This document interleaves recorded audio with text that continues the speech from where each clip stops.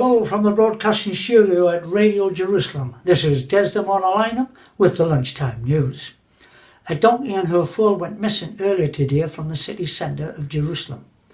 Police are looking out for two men last seen heading towards Bethpage at dawn. The owner of the donkey was reported to have said that he thought the men had made an ass of him, and if he caught up with them, he would break them. 80 people were arrested this morning for vandalising trees on the main approach road to the city. Branches were hacked off and leaves torn down by the crowds.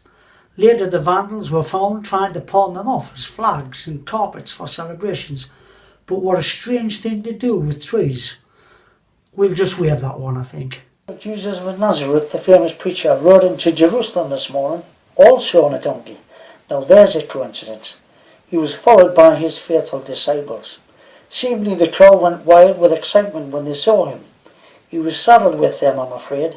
I think he wanted to come in unnoticed. The Roman City Council are staging the last of the gladiator finals in the arena this evening. But just wait a second, news is coming through of a big disturbance in the temple.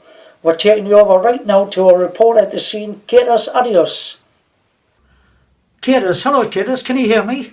What news have you for us about the riot? Well, Desdemona, things have just about settled down, but now, as you can see, we have doves flying all over the place and many animals running wild around the temple, screaming for their lives and knocking people over. The last 15 minutes have been absolutely chaotic.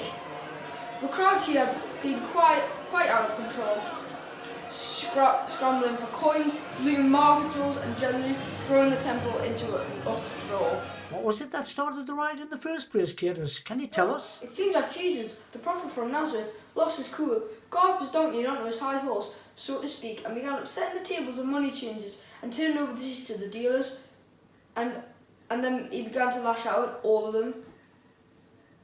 I have here beside me a witness to it all, and well-respected money changer called Marcus Spensus. Marcus, do tell us what you heard Jesus say. I thought he was having us on at first. He called us robbers, said we'd turned his father's house into a den of thieves. Well, that's a lie. I haven't even been anywhere near his father's house. I don't even know the man. Thank you, Marcus Spensius. Oh, here we have Annas, the father of Law of Capius, high priest of the temple this year. Annas, yours were the stalls vandalised here today. What will you be saying to the person who did this to you? As you can see, I'm extremely cross. But I'll catch up with him, no doubt, by the end of this week. Thank you, Annas. And here we have one of the temple guards who was on duty today. Can you tell us anything about this incident?